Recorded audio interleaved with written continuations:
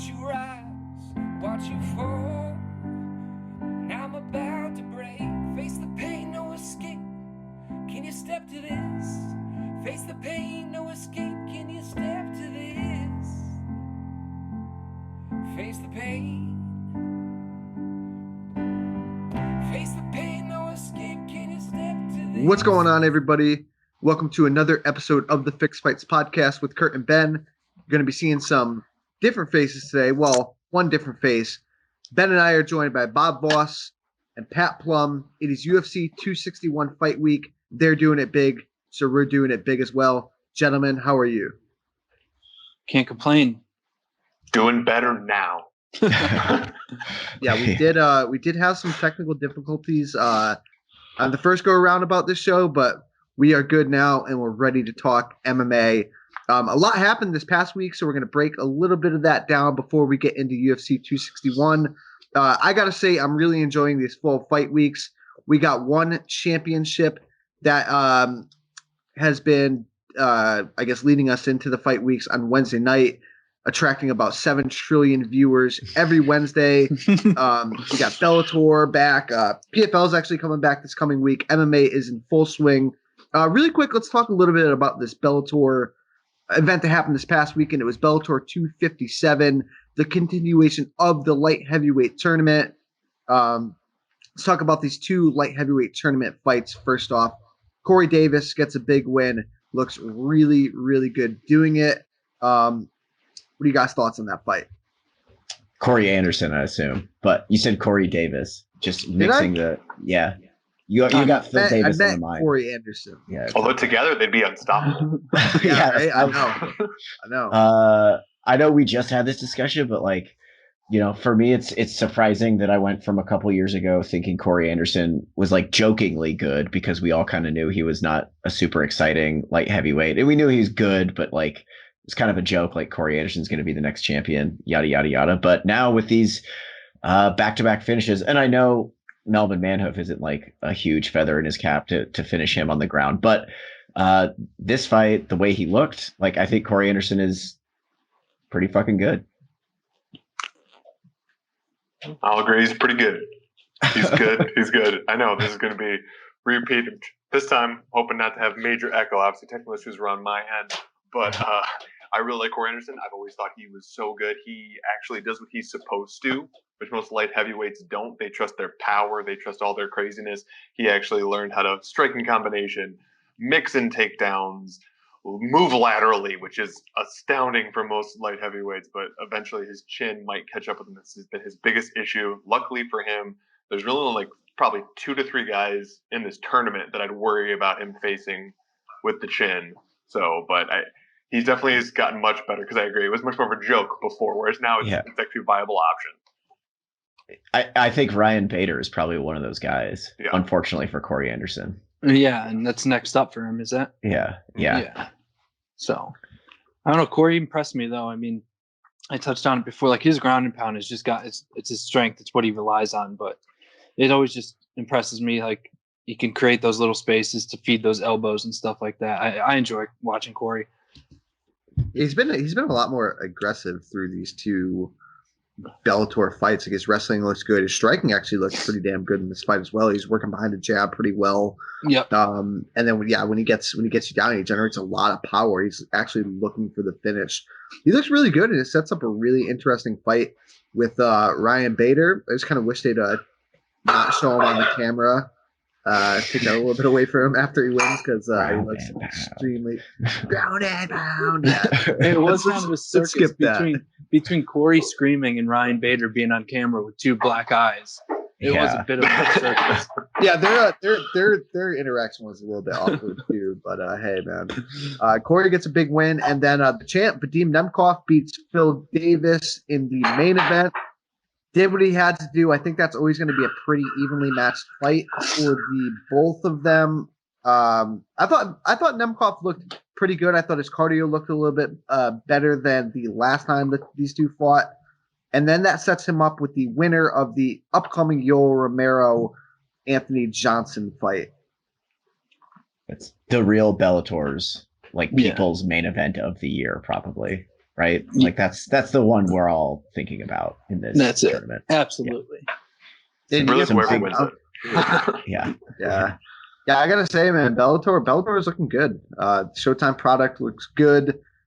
We were kind of talking about it before when we did our first take, but Bellator is really doing well. It seems with their undercards as well. The fight placement is a little bit weird, but I mean, top to bottom, especially for this card, they had a lot of like really good fights, a lot of names, probably names you recognize in just about every single fight from top to bottom.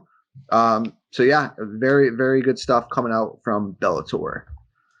Yeah, you said before like the placement is a little funky on some of those It fights, is. but you think maybe as time goes on with the rankings and they get their feet under themselves a little bit with the rankings, that will kind of even itself out as far as like, their cards being stacked the right way? I would hope so, right? It's like, the way it's going, it's like we're going to see a number one contenders fight, like the second fight of the night. You know what I'm saying? It's not like some random, like, aging veteran in the co-main event. It's like, guys, like, what are we doing? It's because they got to make sure Vita Arteaga is like on the main card of every. She's like the new Pitbull brother or something. Yeah. Vita Arteaga is on every fucking Bellator card. Yeah, right. I know. You got. We were saying too. We had Julius Iglesias on our podcast last week. He's the number 5 Bellator lightweight. He is now an official replacement fighter for the tournament, and they got him buried on the undercard, along with Julia Budd, who's a former champion. Yeah. I don't know. Maybe they're trying to bring more eyes to their prelims, but it just seems super weird to me. Well, I know originally they were airing prelims. Can't remember now. Like they used to strictly air them on their own personal websites, so they're trying to drive traffic. So I don't know if they've ever pivoted since they're no longer on that. And I know in our first take I brought up Rich Chow leaving, who was their matchmaker. So I don't know if he was the one who had a formula and the way he would design the order, or if that's more from higher ups. True. But actually, you know what? I don't care. I just want Raymond Daniels to fight MVP, and I'm square. Truly, that's all what I he should. really want. That's all I need. They could have their own belts. It could be a whole thing. I don't care. I just want to see them two fight. Listen, MVP only fights like janitors from the event and guys that are not very good. So I don't think you'd be getting that fight, although it would they're make a ton both of sense. standing, and technically MVP has more MMA fights. So It's true. would be And able he's to convince ranked them. number 1 or 2 in the division over Amasov Somehow. and Logan Storley and all these other Uh, absolute studs. But Logan Storley, yeah. yeah, we won't bash MVP too much. We'll wait till his fight comes up. Actually, I think it's coming up soon. He's fighting Derek Anderson. Mhm. Decent Still fight. decent, but still Derek Anderson. Still like, how does he's gonna like then get a title shot off that, like guaranteed? Mhm. Which unless Amasov, well, whoever, MVP would lose to either Amasov or Lima, whoever wins their Yes. fight. Yes, Mhm. I think, like pretty confidently. So I think any of them are losing to Lima still at this point. Yeah, agreed. Lima is a fucking stud. I guess we got to talk about this fucking Triller fight, right? Like okay, my problem with Triller, like I get what they're trying to do, but like the whole concert thing, maybe it appealed to some people, but like my big problem with the whole thing was like it's kind of a joke to begin with, right? Like it's not as serious as a boxing event or an MMA event, but like there were some pieces there that were some serious figures in the boxing space, and then you got like Snoop Dogg, who in my opinion should never be anywhere near any sort of combat event. And again, like I'm not like a no fun guy, right? But like you're already like having a kind of a joke of an event, and then you bring Snoop Dogg up there, who knows absolutely fucking nothing about combat sports. You got De La Hoya, like, and I don't want to make a joke about this. De La Hoya, I know, has struggled with some addiction problems, but he's up there like wigging out up there, and it's just like the shit show went further down the shit show path, and I think they could have made it a little bit more professional to kind of like meet in the middle and have a good event. I don't know what you guys thought of it. Yeah, go right ahead. I mean, it's a confusing situation mainly because it's that old mathematical problem, profit. You got Triller, which is supposed to be competing with Snapchat somehow, and it's like give a bunch of money to fighters, give a bunch of money to people that put on concerts, something in the middle, profit. Like they're basically doing buckshot, throwing a bunch of stuff at the wall and seeing what sticks. and so, like they're putting on big events, but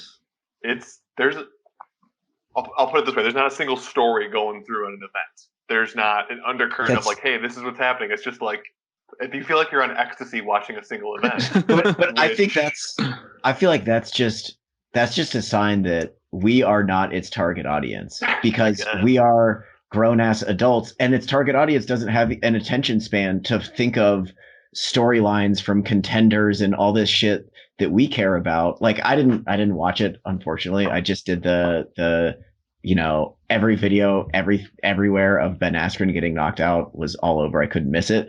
But like as far as the concerts and all that show goes, Watch it. that's just not my cup of tea. I'm too fucking old for it. And I don't think there's anything wrong with that. But I do think they are like, as weird as it feels for us, they're like wildly successful, I think, from all accounts.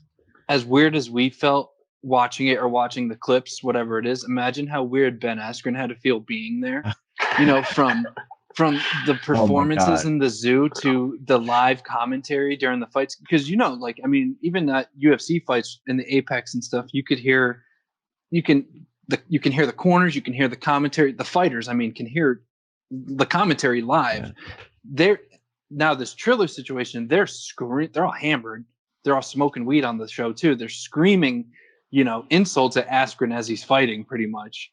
I know, it's like, that's why I know you pissed at Snoop Dogg, because he was give me my money, give me my money. Yeah, it's like, dude, it's like, come on, like, what are you doing up there, man? But I that's a very good point, because I felt it like, I think Askren like really realized it like midway through the event that this was an absolute shit show. Like, what am I doing here? Like, dude, he's clearly above this, man. Again, I'm a Ben Askren homer. This sucked really bad to see, to watch, even the lead up. Like, I still don't understand necessarily why he did it. Yes, he made a huge payday, so I'm sure maybe that's why. But he just seems so far above Jake Paul, Triller, and all this fucking garbage. I don't even want to say garbage. Maybe that's a little bit too far. No, it was garbage. I think he was a little bit above this, but dude, I think you all bring up good points. I mean, it's doing well. There is some sort of target audience for it, but I don't. Dude, I will say in Ben's defense, and I think this is what I like about him. This might be what you like, probably what you like about him, Kurt, is Ben Askren is a guy who just has absolutely nothing to prove for himself. Like, he has no image. Like, I agree with you that it seemed like he's above that whole show, but I think he's a guy who's just doing it for no other reason than he wanted to do it and make a little money. Like, that's what I like about him, is he's a guy who has like no fucks whatsoever about his match.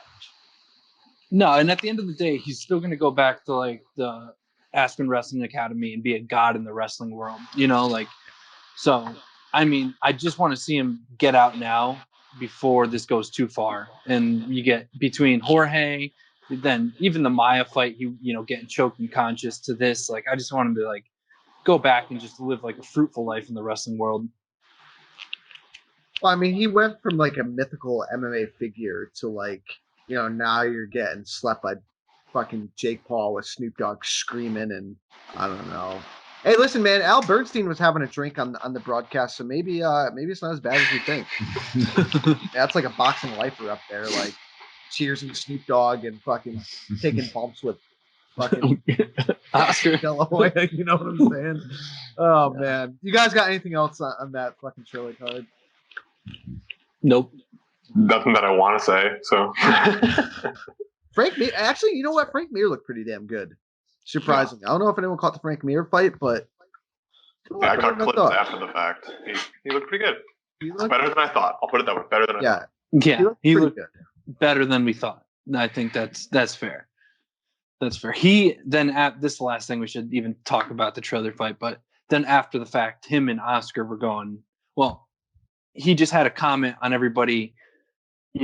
Everybody was tagging him on all the comments that Oscar was saying about Frank during the fight. And Frank took the high road and said, listen, I know Oscar's going through like his own struggles, so I'll just leave that one alone. But they were hammering Frank Mir pretty hard, unnecessarily. Yeah. I mean, that's what you get when you got a bunch of fucking amateurs on the call, but whatever. All right, no more Triller talk.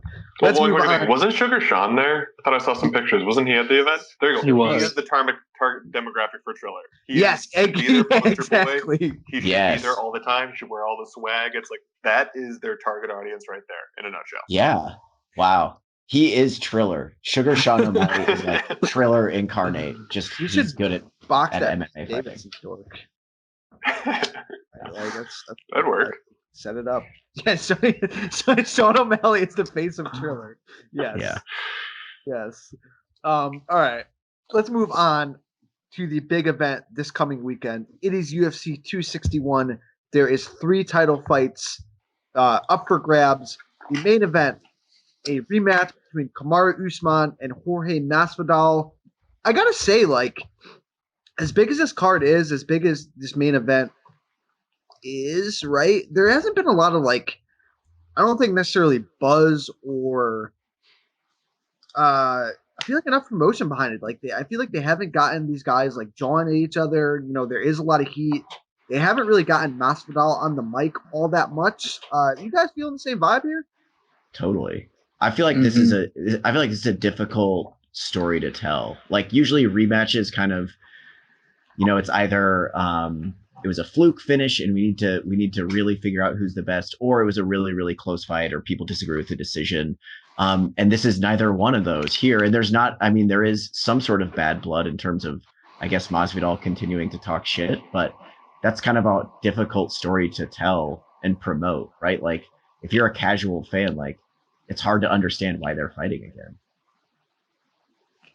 Yeah, I mean, he got 50-45 pretty clearly. Yeah. I guess like the selling point they have is he took it on 11 days notice or whatever, you know, cut 20 pounds in 2 days on the island, did all that, you know, the whole, like, kind of similar to Nate Diaz taking the fight on the yacht in Cabo. He took the fight while he was in the backyard barbecue in Miami. So I guess that's really the only kind of leg they have to stand on as far as the rematch goes is, you know, he kind of had those sound bites early on, like, give me 3 weeks, I take his belt, give me a full camp, I take his head, you know? Yeah. Yeah. I mean, I think some of the issue too might be going into the last fight, even though on short notice, he was at like the height of his popularity, Jorge Masvidal. Yes. Like he finally reached the broader audience, everything like that. And then I've never seen someone over a 3 to 6 month period just like pour every bit of water on any amount of heat he had going with his popularity. Like he did just about everything he could to try to put that out. I know he's saying he's being true to him, and that's great, but you can't say you want to be true to you and then ask for the money. Those don't go together. So yeah. I think that's part of the issue. I mean, if you like, I agree with you. There hasn't been enough like him talking. Like if you get him talking about Kamaru Usman, he'll give you sound bites. That just hasn't really happened. I don't know if that's on his end, not wanting to do interviews or what. I mean, all I heard was the one interview he did with Ariel, and since Ariel tried to censor it, it was basically just constant bleeps the whole time and no actual information. So, yeah, Usman can't talk smack because it's like he beat him so bad. He wants the fight because it's the biggest pay-per-view he's had his entire career, so he wants to redo it. But I mean, you can't talk smack to a guy that you already 50-45'd. And if you do, that's punching down to a dramatic degree. I mean, what? So if we look at the actual fight, like, yes, he got 50-45. It was a short camp, but do you guys see a way that Masvidal can close the gap? And if I can go first, like, I will say, like, it for me personally, like, if I look at that top echelon of the welterweight division, I feel like personally Masvidal is the one guy that probably has the best chance. His striking is very good. He's super explosive. He has wrestling. He can get off the cage. I don't know how much it's going to improve in this fight, but I mean, what do you guys think he has to do to close this gap, and can he even close this gap on Usman? Well, he'll never win a 5-round decision. I mean, probably true. That I don't see it at least, but he has kind of acquired that power to put the lights out. I mean, if you could put the lights out on Darren Till with your fist, you could probably knock out Kamaru too. But I just don't see it happening over 5 rounds. But I do think that a full camp could help him at least, create a little bit more time before he's forced against the fence and, those drag down double legs and stuff like that. So obviously there's a chance. And if there isn't somebody at the top of the welterweights with power in their hands, it's him. But I just don't know, man. I think there is something to the idea that more cardio would make this a closer fight for him, because he had legitimate moments of success in open space with body kicks, landed combinations. And I guess you could make the argument that he didn't have the reason he didn't have any urgency getting off the cage, or seemed to have any urgency at least, was because he didn't want to exhaust himself and he was just playing it safe. So in theory, if he has better cardio, he's going to be more urgent, getting away from the fence and wrestling off. But we've also seen him throughout his career. This story has been written. We talked about it. This is why I don't regret picking Ben Askren to beat him. He will be backed into the fence and held there. As long as you're not really beating him up against the fence, Masvidal will let rounds and minutes of a fight slip away. So I don't know. I'm really, really high on Usman here. I think a big part of Masvidal's success in their first fight is because it was also a last minute fight for Usman. Usman wasn't prepared for, I think, Masvidal's kicking game, and I think he's going to be more prepared for that now. So if anything, man, I see this even more dominant for Usman this time around. Well, especially with how much better Usman's striking has gotten over the last 1 to 2 camps. It's really starting to come along. Obviously, he's not going to have the type of boxing and slipping that Jorge Masvidal has. That he's probably just never going to get to that point.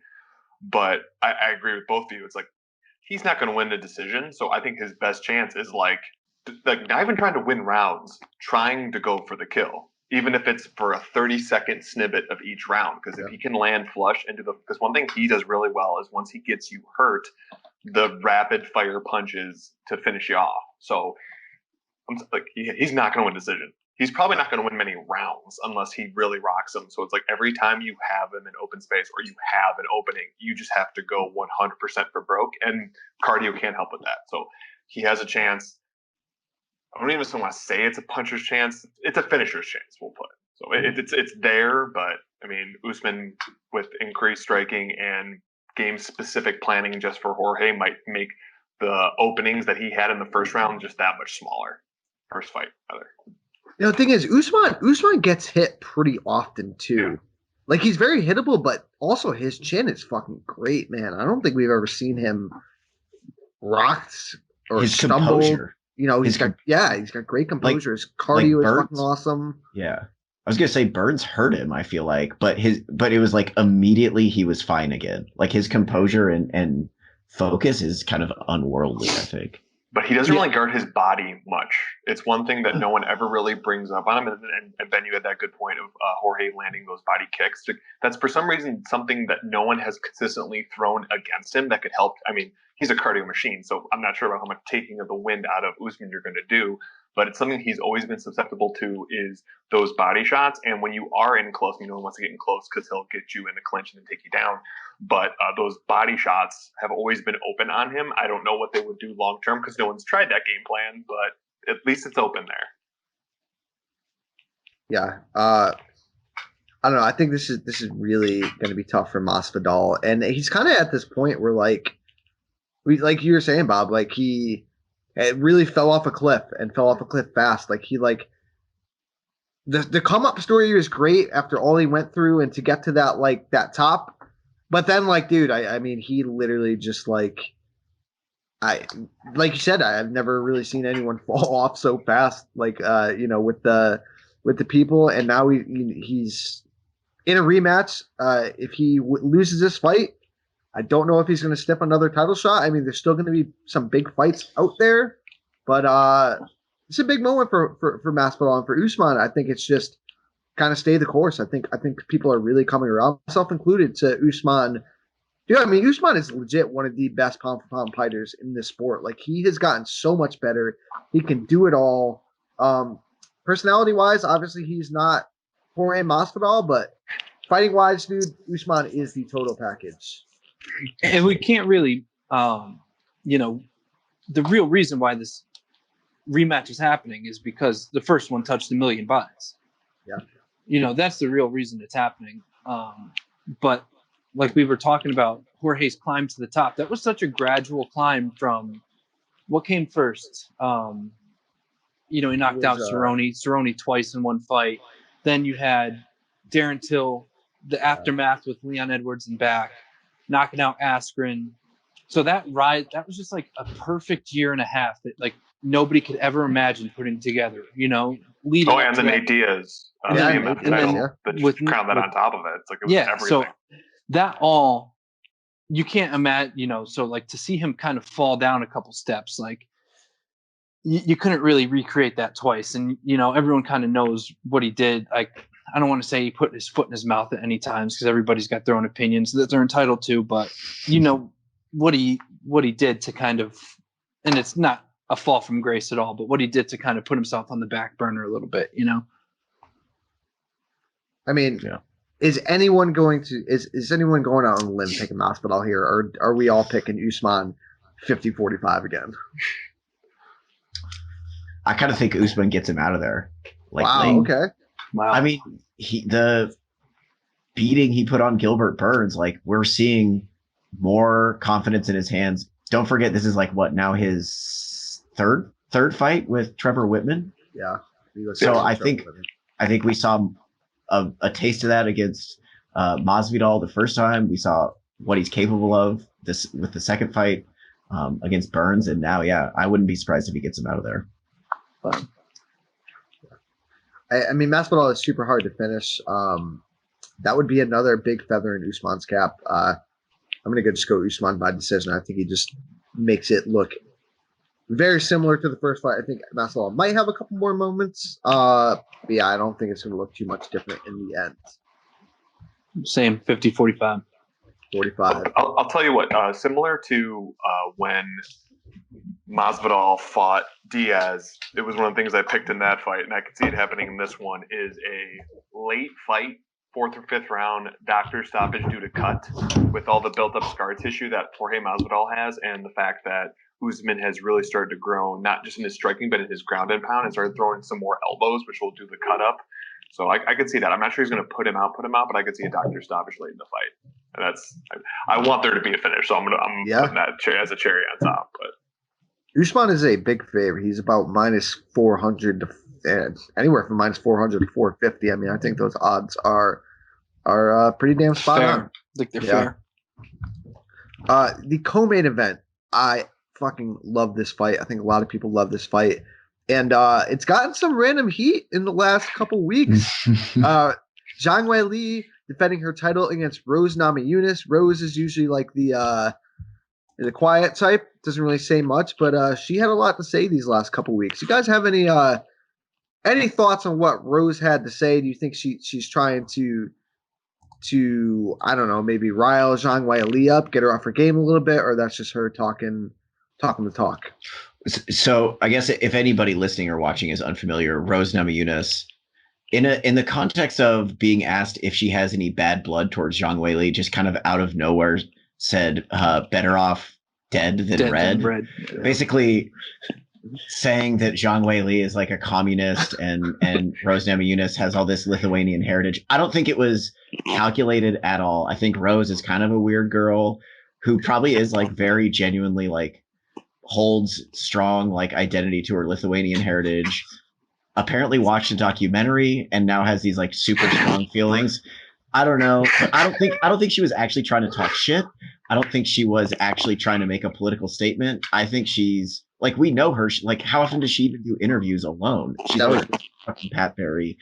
She is somebody who is like super calculated, I think, in her public persona. And I think the reaction to it has been bigger than what she probably intended, which was just like her being kind of weird, if I'm being totally honest. I think she repeated something like Pat Barry said at dinner. Yeah. You know, I think it was just like a stupid, like, you know, one-off comment that she made. I mean, I don't want to excuse it because it is like kind of like, you know, it's like somebody needs to educate her and be like, listen, you're like propagating like kind of Asian hate for some reason. Like, but I truly don't think she's like aware of that. Well, No. Like you said, it's One something. 100%. It's because she has, if I remember right, it was actually a Lithuanian news outlet that asked her. And Really? yeah, so it's like it's one of those things where like her family came over when her country of origin was being controlled by the U.S. I'm sorry. It's why I understand why Jorge Masvidal said the stuff he said in regards to socialism in Cuba. His family came over from Cuba, so it's deep-seated family stuff. I mean, it makes sense why it's in her head. I was just trying not to laugh into the mic when you were talking about it, because it's just, if I had a nickel for every time I heard, well, I watched this one documentary and now I think this exact thing.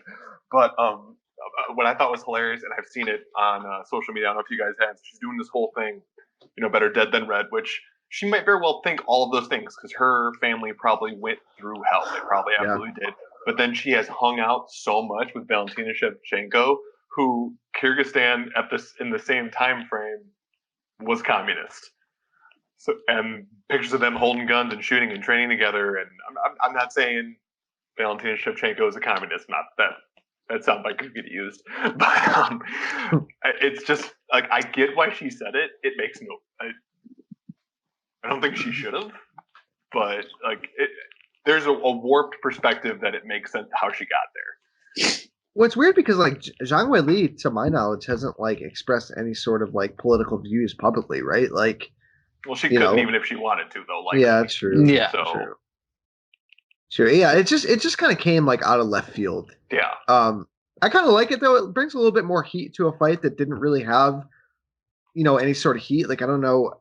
It's funny because like Zhang Weili in one sentence, like, yeah, I want to be friends with Rose, and then Rose like, yeah, better off friends with dead. Like, it's like it's great, but yeah, I like it. It brings a little bit of heat, but well, if we talk about the actual fight, Best fight of the weekend. Yeah, I sorry, think. Sorry to interrupt, but no, I think that is a very true statement.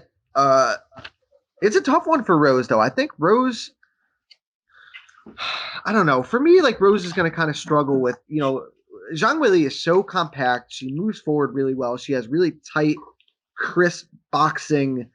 And I've always kind of questioned Rose's like, can she handle big moments like this? Like, she's been in these moments before, but like, is this truly like where she wants to be? And can she handle it when the going gets tough? And I think the going is going to get tough for her in this fight. I agree. Go ahead. No, I'll just go touch on that first. I was gonna say, like, I think that's the general. I feel like it's been several years now where we're constantly like we're remembering Rose Namajunas losing to Karolina Kowalkiewicz when she was just like kind of wilted under the pressure, kind of what you're describing. Like, can she?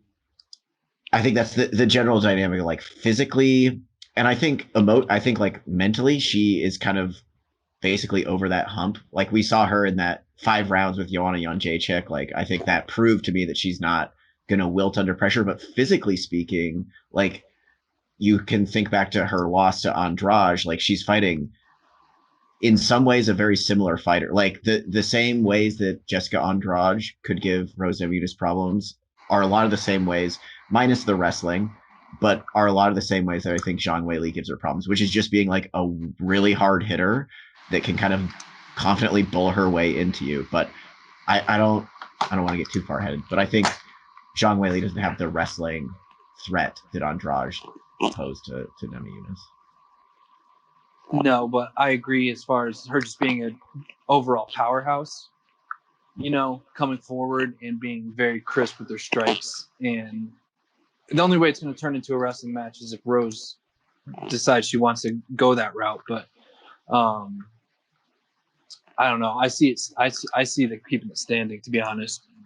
I don't know if we're making picks yet, but my money's on Weili for sure. Well, I'm going to play a little bit of dissenting thing. I think Rose is going to beat her, and it's going to be clear.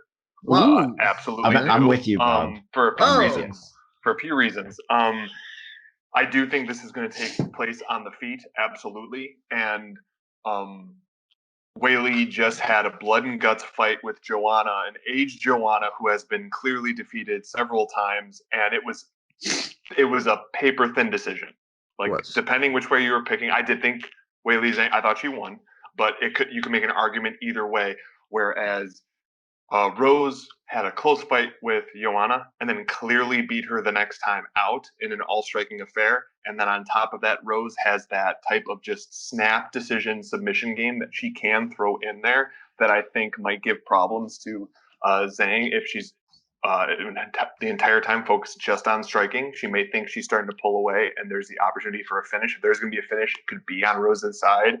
So I think it could be either a really close striking matchup or a close striking matchup that then Rose can put her in some questionable positions. Rose's biggest issue, I don't think that is because she fails in big moments.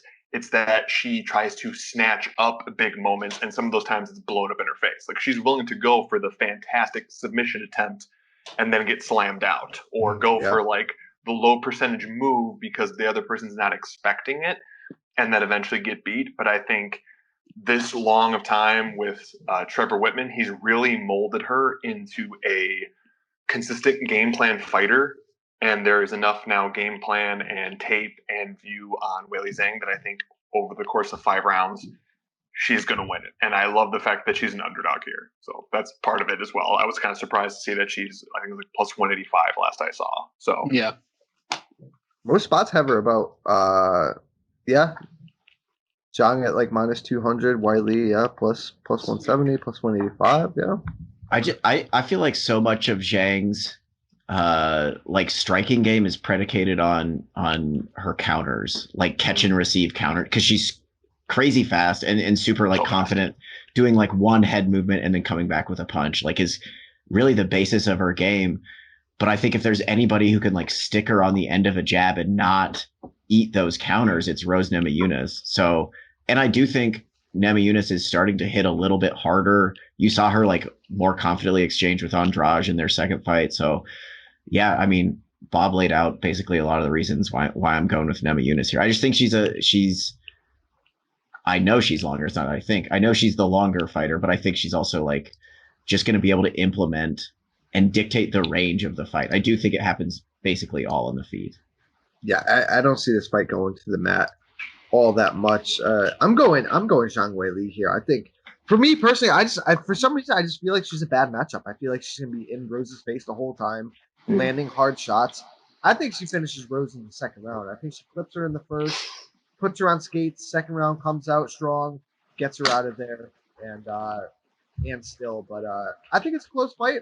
I would not be all that surprised if Rose did win. Yeah, I like what Bob said about those submission transitions that Rose has. That she could. Then that's a really good point. But I'm sticking with my pick. I think it's a neutral battle that stays on the feet. I think Weili just punishes her.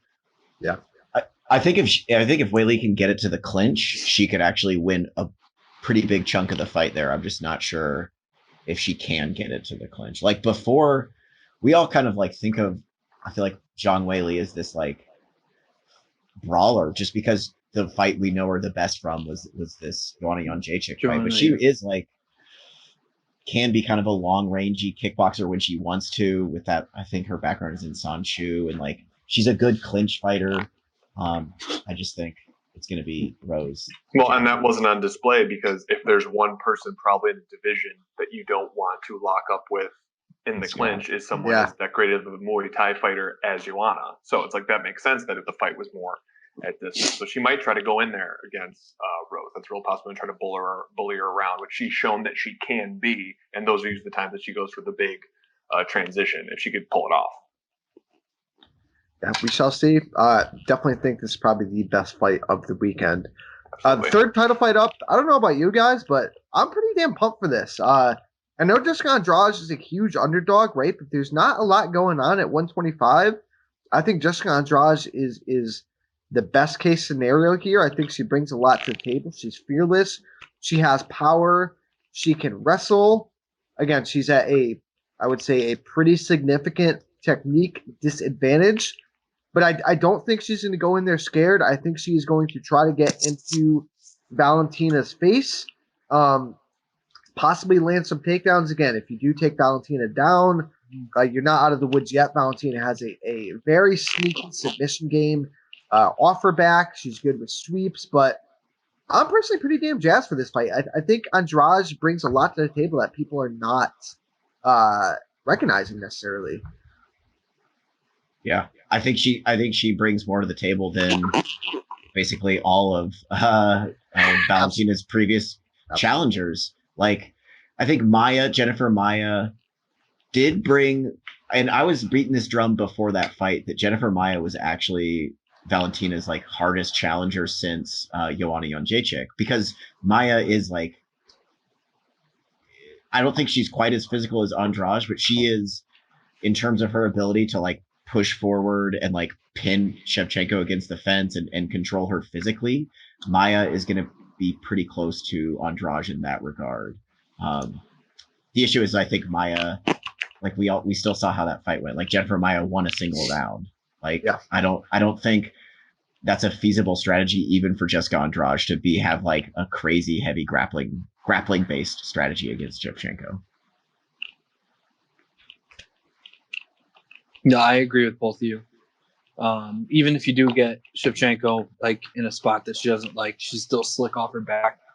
I mean, and we haven't really ever seen her there too much, except minus with like Amanda, you know.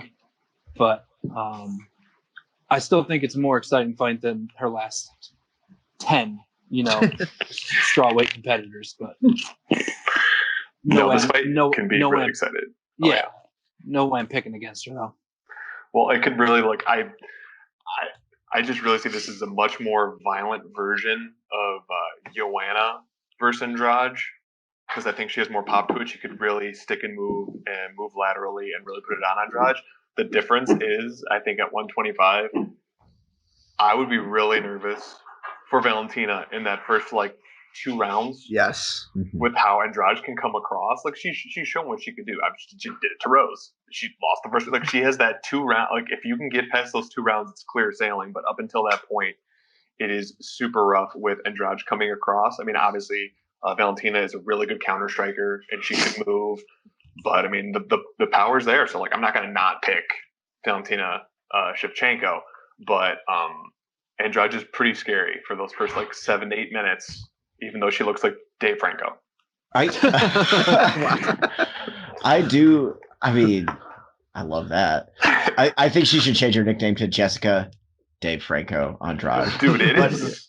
Every time she's about to fight, I repost a picture. It is uncanny. I was going to say, I think she deserves a little credit for improving her head movement. Like, I think a lot of us look back to when she was knocked out by Zhang Weili and kind of think, oh, she like is still this kind of, and in many regards, she still is that like bull in a china shop moving forward. But she has, I'm not saying like when she starts exchanging, her head does like basically get bolt upright like every other MMA fighter. But she has that initial like TikTok where she can slip like a jab or a cross. So I think I see like Shevchenko countering here a lot, but I don't think Shevchenko, like you're saying, Bob, to your point, is going to have a ton of success landing on Andrade early, because Andrade is adding actual defensive craft to her game, which I think is going to help her here a lot. But yeah, I think eventually, especially rounds 3, 4, 5, Shevchenko will have figured that out for the most part.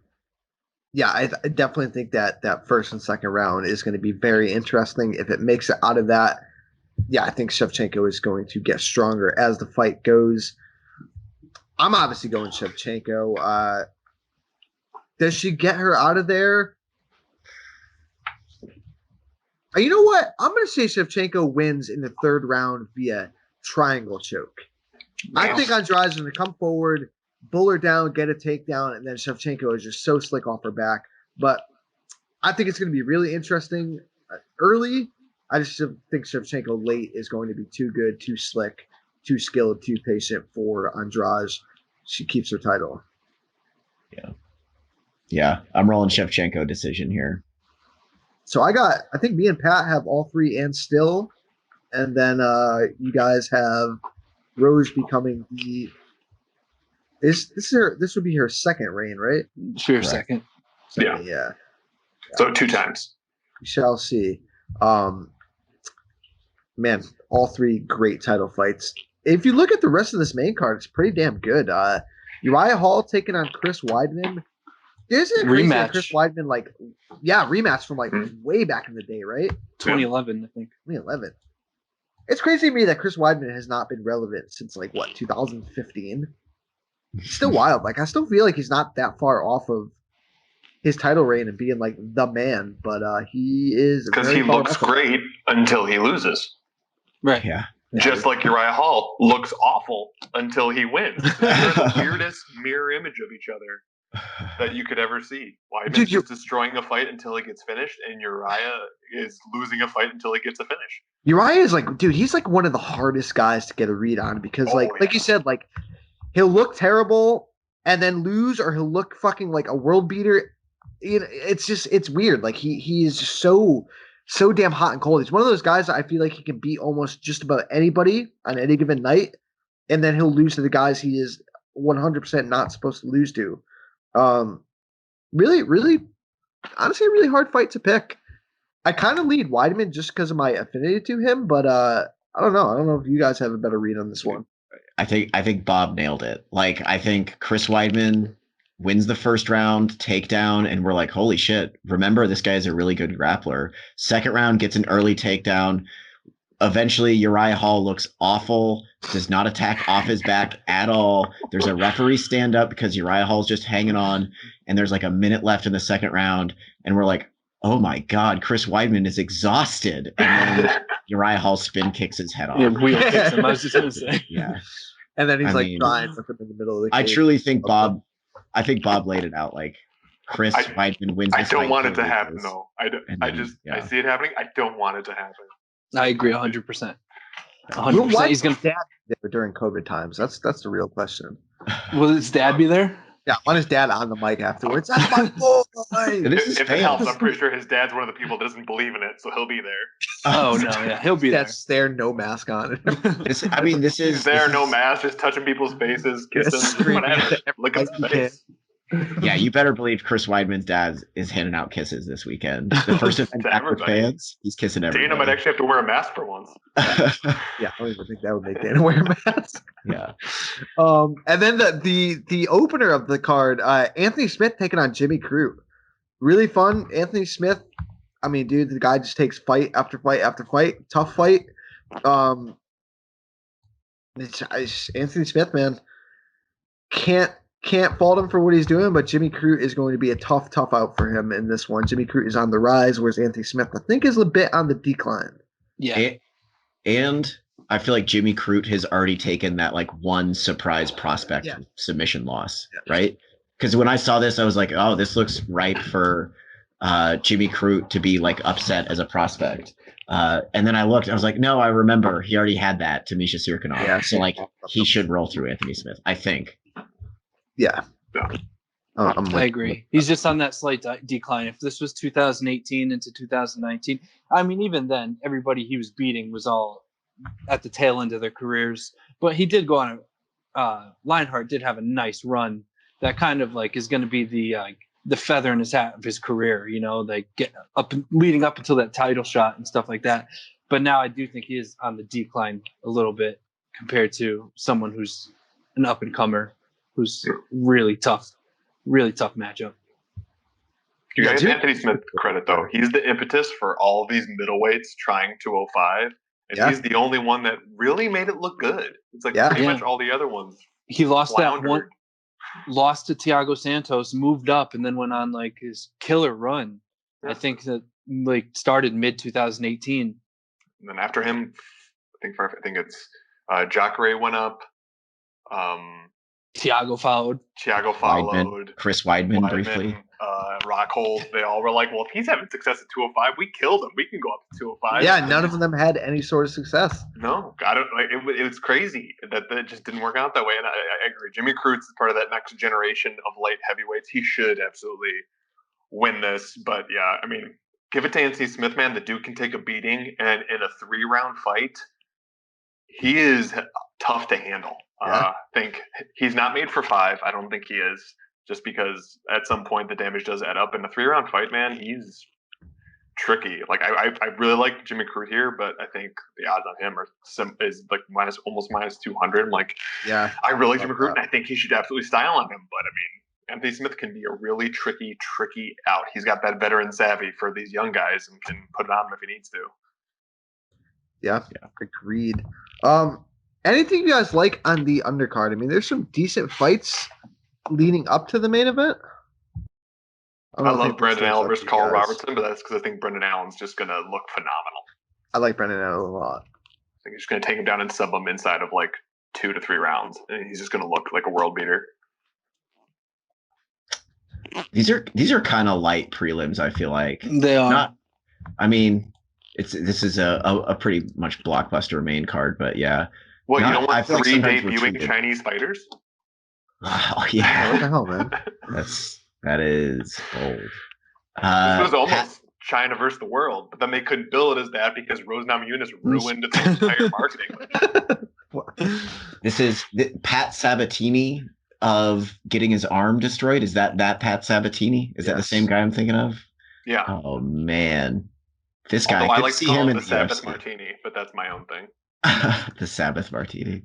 Does it involve getting your arm ripped out of the socket? Because that's all I know him about. That's for sure a thing that happened now. But he did beat Tony Gravely, as much as that was like 6 years ago. So hey, man, he's got that going for him. Really quick before we get out of here, PFL's got a card this I want to say Friday. Yeah, I think Pettis, Pettis, right? yeah. Dude, this card is pretty damn good. Anthony Pettis taking on Clay Collard in the main event. Co-main event is Natan Schultz, the 2-time champion, taking on Marston Held. Lance Palmer's taking on Bubba Jenkins on this card. You have Chris Wade on this card. Shaman Rice is on this card. This is honestly a pretty damn good card, but obviously Pettis in the main event taking on Clay Collard.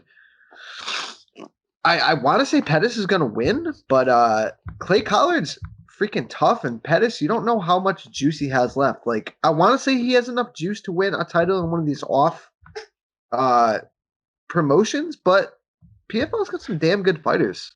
Dude, Clay Collard too beat like 3 undefeated pro boxing prospects, legitimately good boxers. I also interviewed him, months ago at this point. And he told me that he never stopped training MMA. He said he never stopped training like an MMA fighter this whole time that he took, I think, like 12 pro boxing matches. Mm-hmm.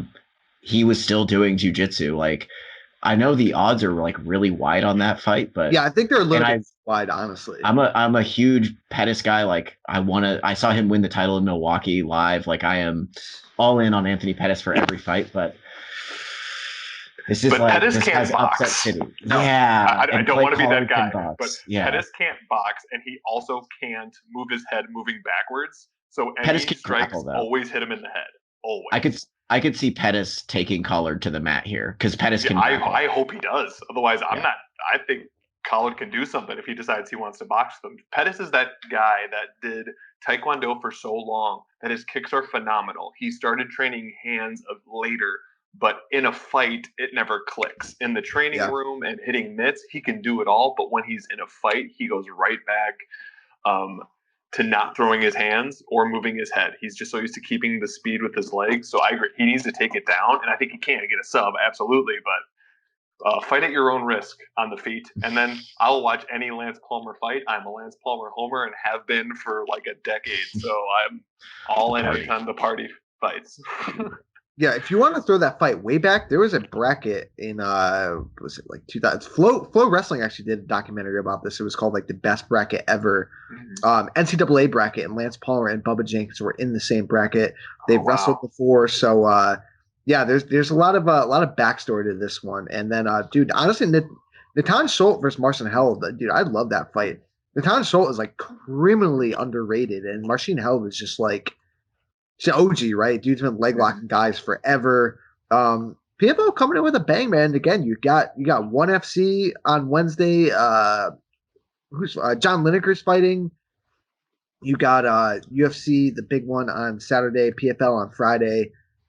I do. I honestly love this like Wednesday, Friday, Saturday thing. I think it's great.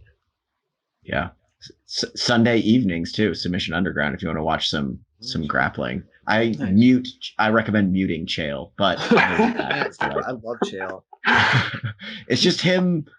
He'll be like, Craig Jones is a guy that nobody wants to. It's like, just get it out already. So what you're Chael. saying is he's doing play-by-play for Flow Grappling the same way I would do play-by-play for Flow Grappling. Yes. Yeah. And Chael's one of those guys where like he has no problem being wrong. Like he I feel like he doesn't do his research, and when he's wrong, like he just doesn't care. He's totally fine. It's so good.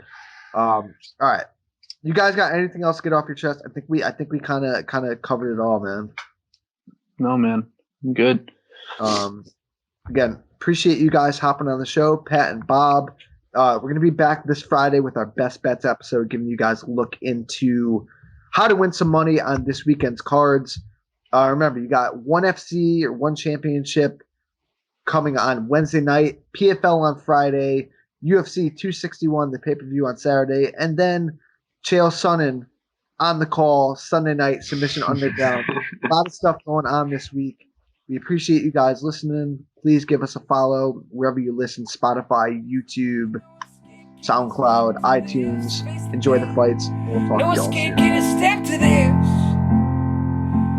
Face the pain.